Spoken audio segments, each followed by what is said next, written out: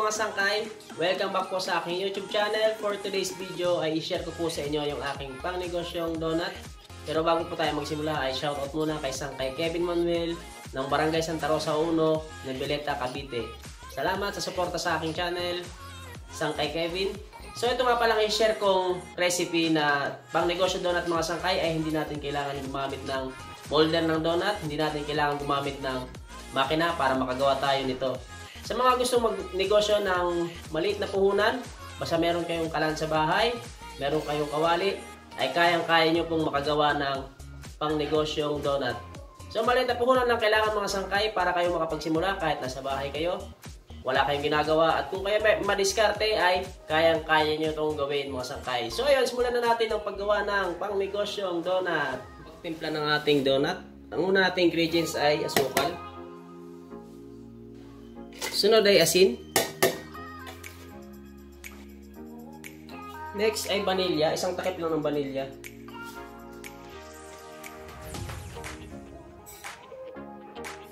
Sunod ay tubig. Next ay lard. So yun mga sangkay, kapag nailagay na natin yung mga ingredients na yan ay haluin muna natin. Tunawin muna natin yung ating nailagay na asukal at saka yung asin bago natin ilagay yung ating susunod na ingredients.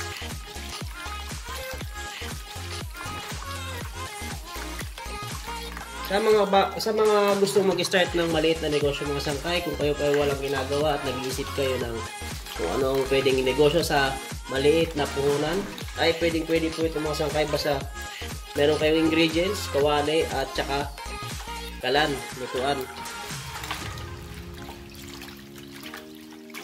Sa paglaturo na natin mga sangkay ang asukal at saka yung asin, ilagay na natin yung ating harina. Ayan, bread flour mga sangkay first class at saka yeast. Ayan yung yeast mga sangkay, bali haluin ko lang. Tsaka natin yan isasama dito sa ating basang ingredients. At buhin lang natin ito mga sangkay. Kung donut natin mga sangkay is hindi nyo na kailangang i-makina to. Kaya ako to ginawa, itong video na to is alam ko maraming gustong magsimula ng maliit na negosyo.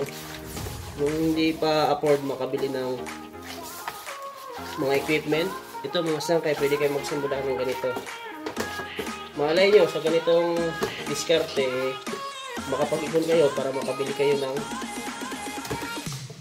bakery equipment, pandagdag din. So ngayon mga sangkay, sa atin na siyang pakikinisin.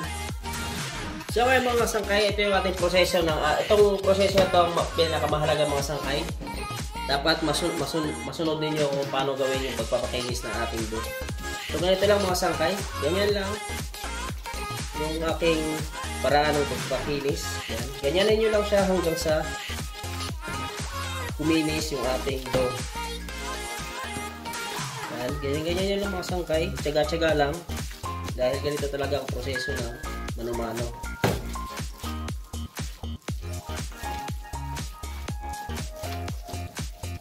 So kung kayo gagawa mo sa kais, pwede naman kayong hindi mag-gloves. Basta siguraduhin lamang po na malinis yung inyong kamay bago kayo pakinis ng inyong dough na walang gloves. So meron akong mantika, konti mga sangkay sa aking kamay. Papahid ko lang. Para pag ating siyang pinakinis, baglot kung tawagin to sa akin mga sangkay, sa summer baglot. Hindi siya masyadong madikit sa palad. Kaunti lang naman mga sangkay, huwag yung dadali ang pagkakalagay ng mantika.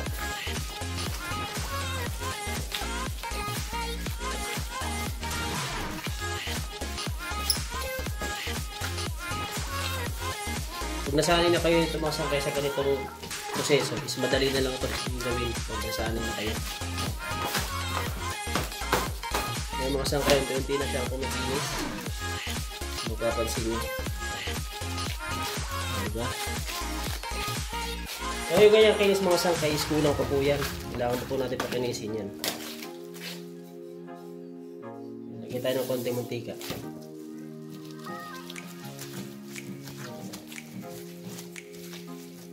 So ito na ngayon siya mga sangkay. Malapit na siyang kuminis, makuha natin yung tamang kinis ng ating dough.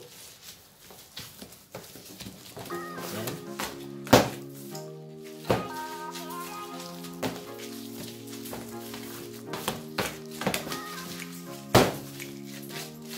So yung mga sangkay, pag ganyan nakakinis yung ating dough, ay pwede na natin itigil yung ating papakinis at ilagay muna natin sa bowl. Rest muna natin yung ating dough. So ito yung ating bowl mga sangkay.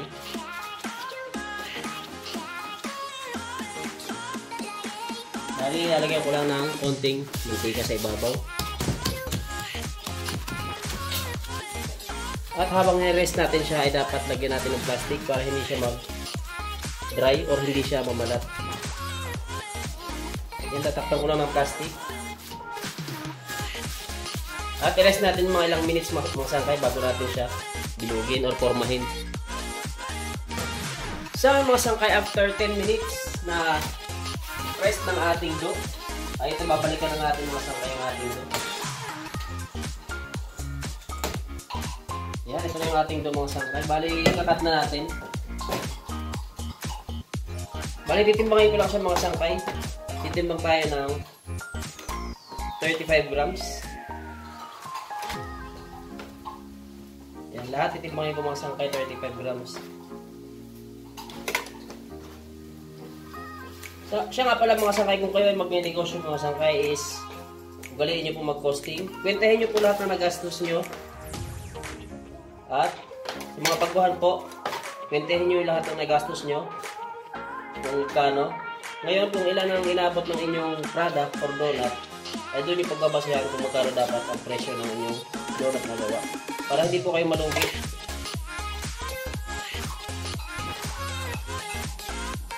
So ay mga sangkay, tapos na natin ikat yung ating gagawing donut. Meron tayong 26 piraso.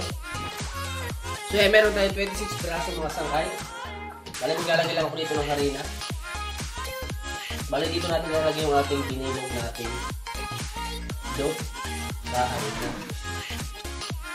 So ayan, ngayon magsisimula na tayo magbilog. Lahat ito bibilogin natin mga sangkay. At doon natin nilalagay sa harina. Dito.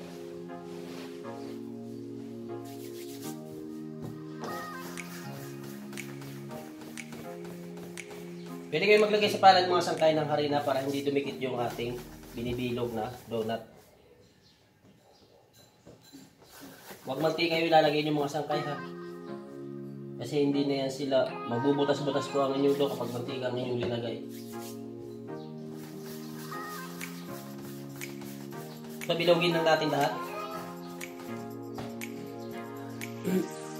So, yun mga sangkay, kapag nabilog nyo na lahat, ay maglagay lang tayo ng konting harina sa ibabaw ng ating binilog na dough. At i-rest lang natin ng ilang minuto bago tayo magpunta sa ating susunod na step. So mga sangkay, after 5 minutes na ating na-rest yung ating binilog na dough, ay punta na tayo sa ating susunod na step. Bali, bubutasan na natin yung ating binilog na dough. Yan, dahil wala tayong molder mga sangkay, ganito ang aking proseso ng pagbubutas ng ating donut. Yan mga sangkay, dapat meron dito harina. Yan, ipiin nyo lang ng konti. Dapat ang inyong kamay ay meron ding harina para hindi siya dumikit. At butasan nyo yung gitna.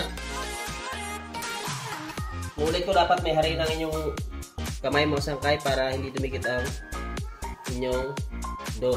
At ganyan nilang mga sangkay. Huwag masyadong banatin, baka maputol naman. Yan. So, ganyan mga sangkay yung ating donut. So, ganyan lang mga sangkay gagawin lahat. Dahil sa wala tayong molder.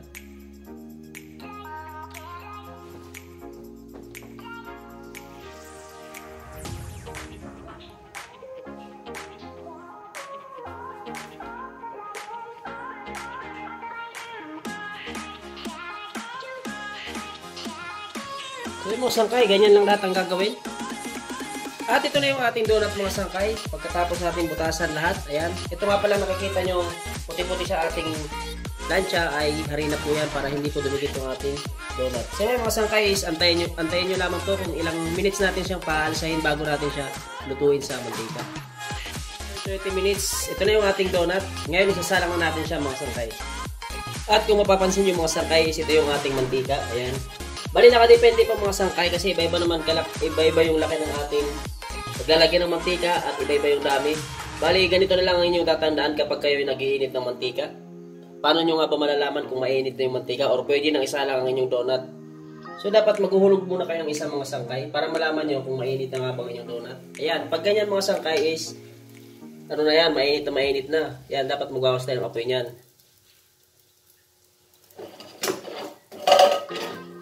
Yan, tapos titingnan nyo yung ilalim niya. Mabilis pa siya mamulat. Mga sangkay, pag ganyan mga sangkay, kumukulo-kulo na yan, mga sangkay mainit na yan, pwede nyo nang simula ng pagluluto. So, lalagyan na natin ng donut. Ilalagyan na natin yung ating donut. Dahan-dahan lang mga sangkay, baka masawsawangin yung daliri sa mantika, sobrang init yun.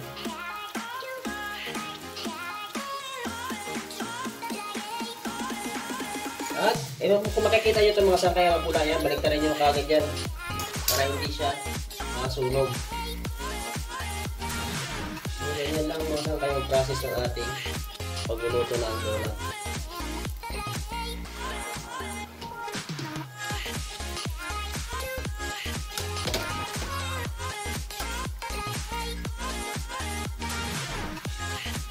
Kung gamit lamang tayo ng kahit kutsilyo mga sangkay, pwede kayong gumamit pambaligtad ng inyong donut. Ganyan lang siya kapula dapat.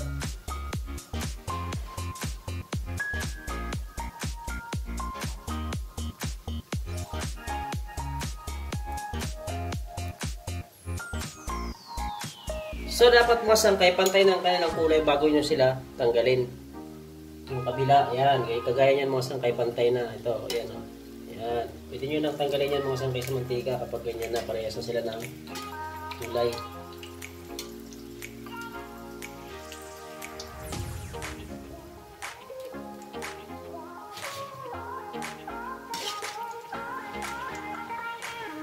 So ito yung ating unang salang. Luto na lahat. Bali, lutuin na lang natin lahat mga sangkay.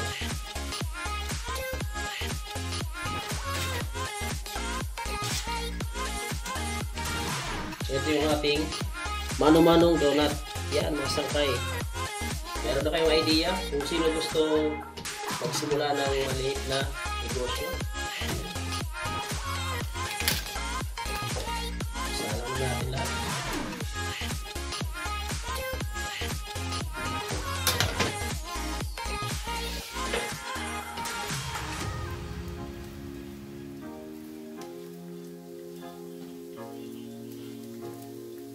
Ito nga palang apoy ko mga sangkay is mahina na yan ha. Bali binawasan ko na yung apoy natin.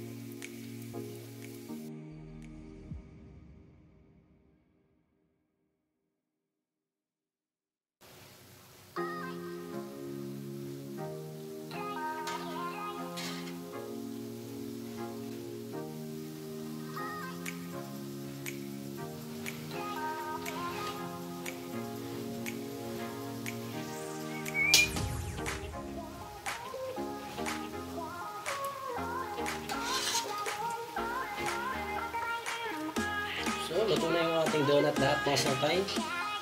At pupunta na tayo sa ating susunod na gagawin. So, mga sangkay, ito na yung pinakahuli nating step na gagawin. Ayan, ito yung ating donut. Ay, ito yung ating donut at ito yung ating asukal. Bali, ito linagyan ko na siya ng asukal mga sangkay. So, ganyan lang yung gagawin mga sangkay. Lalagyan lang natin siya ng asukal. So, bali lahat ng mga sangkay, lalagyan lang natin ng asukal bago natin ibenta. Ito yung ating finished product ng ating pangnegosyong donut. So, yung mga sangkay, sana nagustuhan nyo mga sangkay ang video ito. Sana makatulong sa inyo. Huwag po sanang kalimutan mag-subscribe po sa aking channel. At pindutin na rin ang bell button mga sangkay para ma-notify kayo sa susunod ko ng mga video na i-upload. Ito na po yung ating finished product ng ating pangnegosyong donut. So mga sangkay, thank you for watching. See you on my next video.